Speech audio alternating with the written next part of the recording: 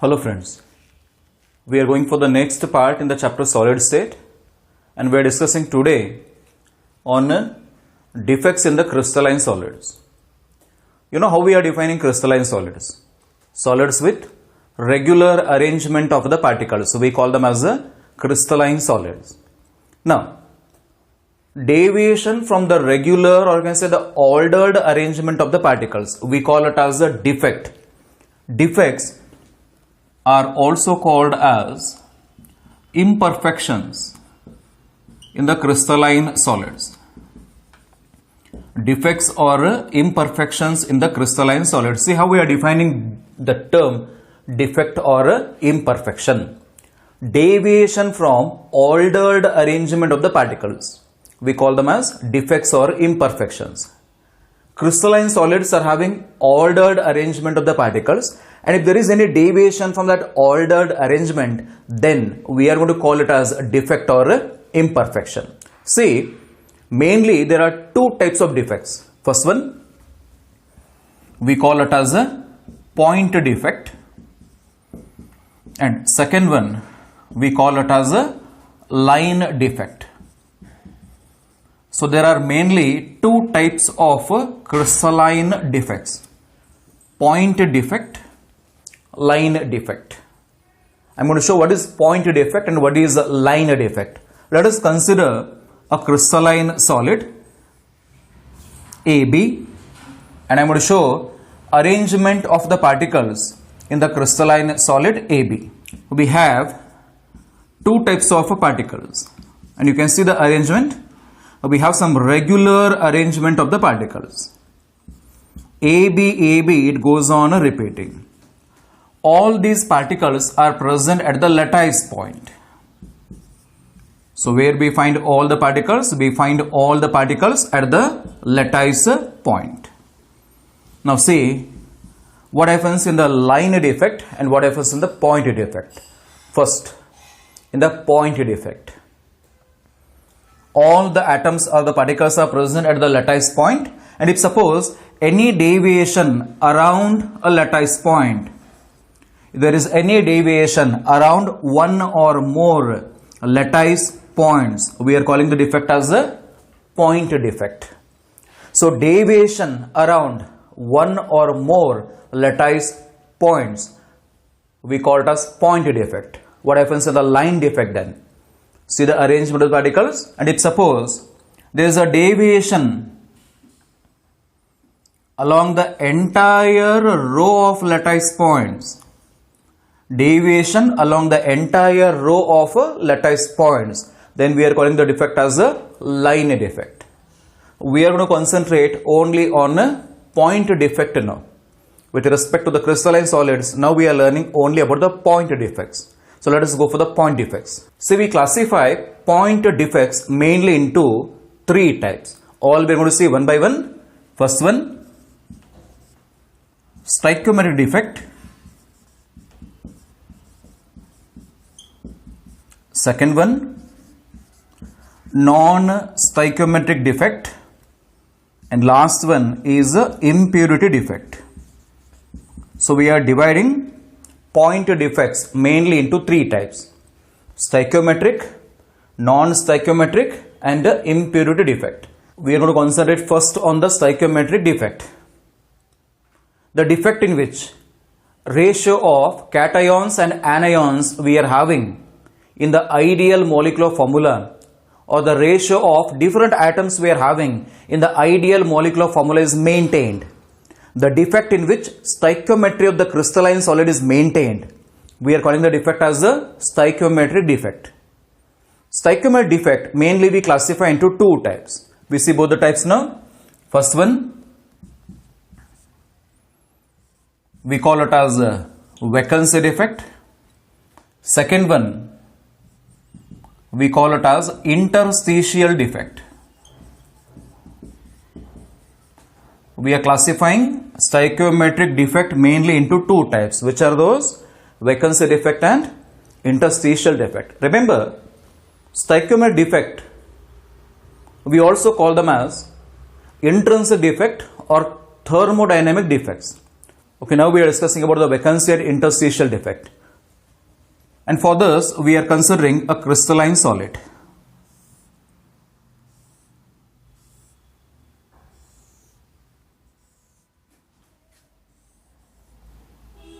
To learn vacancy and interstitial defect, we are going to consider a crystalline solid. And let us take the particles. We have two types of particles, A type and B type particles. This goes on repeating.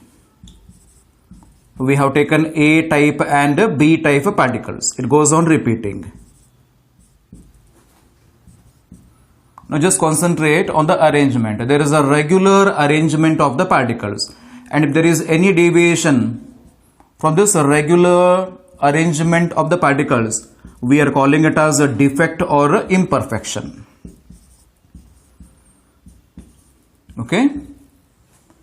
To study vacancy and interstitial defect, we have taken crystalline solid AB. Now see what happens in vacancy defect and what happens in the interstitial defect. In the vacancy defect, some of the particles are missing from the lattice point. Some of the particles are missing from the lattice point. Then what happens in the interstitial defect? In the interstitial defect, some extra particles occupy interstitial site.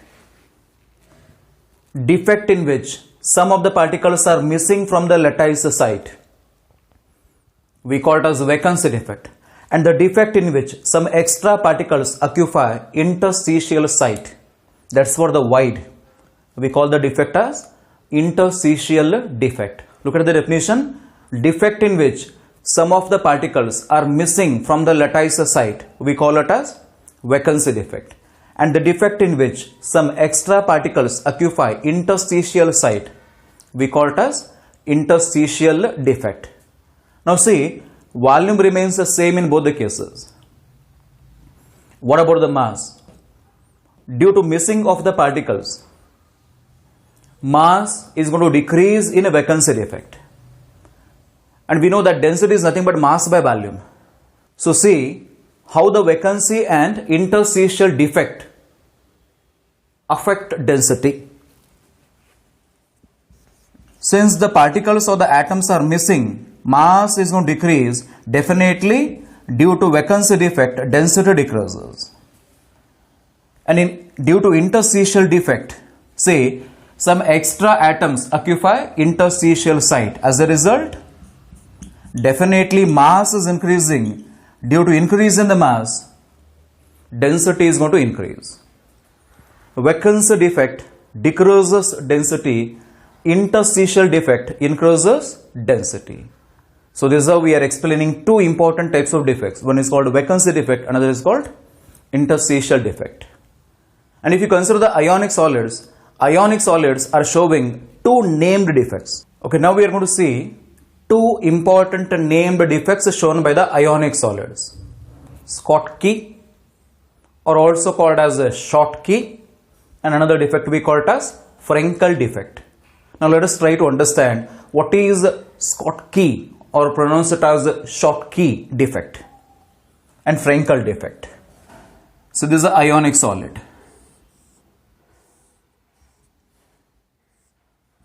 And let us take the ions at lattice point. Plus indicates cation, minus indicates anion. We have taken ionic solids. Plus indicates cation, minus indicates anion, and all these anions are present at the lattice point. I am going to circle all these ions so that it indicates all the ions are present at the lattice point. Now see what happens in the Schottky defect and what happens in Frenkel defect. So where the ions are present at the lattice point. Now look at the Schottky defect. What happened in the Schottky defect? Okay, what happened in the Schottky defect, you see? After anion, we should have a cation, and here we should have a anion. anion, and here we are having cation. Check how many cations are missing with respect to this structure I am speaking. 2 cations and 2 anions are missing. So what happens in Schottky defect? Equal number of cations and anions are missing from the lattice site. The defect is called Schottky defect. Defect in which equal number of cations and anions are missing from the lattice site, we call it as a Schottky defect. Now see what happens in Frenkel defect. In a Frenkel defect, some of the ions are missing from the lattice site and they are moving to interstitial site. You can see cations which are present at the lattice point, now they are moving to the interstitial site. So this defect is called Frenkel defect. The defect in which some of the ions are missing from the lattice site and moving to interstitial site, we call it as Frenkel defect. See, Schottky defect is a pure vacancy defect. Schottky defect is a pure vacancy defect. See what happens in the Frenkel defect. Whatever the red circles you are observing, red circles indicate position, that's what the interstitial site occupied by the cation. Actually the cations are present at the lattice point. From the lattice point, now they are moving to the interstitial site or the void.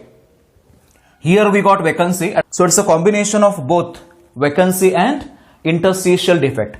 From the place where they are moving, we got a vacancy and we got the cation in the interstitial site. That's why Frenkel defect is a combination of both vacancy and interstitial defect.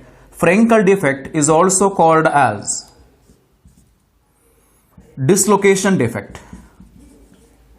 Now look at the effect on density. How the Schottky and Frenkel defect affect the density. Since the number of ions are decreasing, mass is going to decrease. As a result, due to Schottky defect, density is going to decrease. Density decreases. Then what happens in the Frenkel defect? You can easily guess that. No any net loss of ion. Only the ions are moving from lattice site to the interstitial site. It means mass is not going to decrease. Density remains same. No change in density. Say, Schottky defect is observed in the ionic solids with a high coordination number, whereas Frenkel defect is observed in the ionic solids with a low coordination number. Schottky defect is observed in the ionic solids where size of cations and anions are similar. Frenkel defect is observed in the ionic solids where size of cations and anions are differing by large extent. So we are observing Schottky defect in the ionic solids where size of the cations and anions are nearly same, nearly equal, and we are observing the Frenkel defect in the ionic solids where there is a large difference in the size of cations and anions. Look at the examples. Alkali metal salts like NaCl, KCl, KBr, AgBr, cesium chloride, etc. These are the examples for ionic solids showing Schottky defect. And see, transition metal salts, D block element salts like silver salts, AgCl, silver chloride, silver bromide, silver iodide, even you can take zinc sulfide. These are capable of showing Frenkel defect. There is one important example on which you have to concentrate. AgBr. See the AgBr. AgBr is the ionic solid which is showing both Schottky and Frenkel defect. Such questions you can expect at the competitive exams. So this is what about the Schottky and Frenkel defect. If the equal number of cations and anions are missing from the lattice site, we call the defect as Schottky. And if suppose cations are moving from lattice site to the interstitial site, we call it as Frenkel defect. Schottky defect is a pure vacancy defect. Frenkel defect is a combination of both vacancy and interstitial defect. So we are calling it as a dislocation defect. Due to Schottky defect, density decreases, and due to Frenkel defect, density remains same due to no loss of ion. Schottky defect is observed in the ionic solids with a high coordination number. Frenkel is observed in ionic solids with low coordination number. Schottky defect is shown by the ionic solids where size of cations and anions are nearly same. This is the anion B minus. Whereas Frenkel defect is observed in ionic solids where there is a large difference between the size of cations and anions. When we focus on the competitive part, remember two important consequences of the Schottky and Frenkel defect. See, before Schottky or the Frenkel defect, if you take the ionic solids, if you take ionic solids without Schottky and Frenkel defect, ionic solids are bad conductors of electricity. But after the defect, what happened in the Schottky defect, you see, since we got some vacancies, ions may jump from a lattice point to these vacant sites. Ions which are present at the lattice point, they may jump to the vacancies we got due to the defect. It means ions are moving. And what happened here? We got the ions in the interstitial site, and once again we got some vacancies. And these ions, once again some ions may jump to these vacancies. So whatever the vacancies we got due to Schottky-Frenkel defect, in that place some of the ions from the neighboring lattice point, they may jump. As a result, there is a small increase in electrical conductivity due to Schottky and Frenkel defect. So remember, due to Schottky and Frenkel defect, electrical conductivity increases by small extent in the ionic solids. Since the ions are missing, since the ions are misplaced, there is a decrease in stability of the ionic solid. Because of the defect, stability of the ionic solid decreases. Two consequences of a Schottky and Frenkel defect. This is how we explain about the stoichiometric defect. And we are going to see the remaining two, non-stoichiometric defect, impurity defect, in the next session.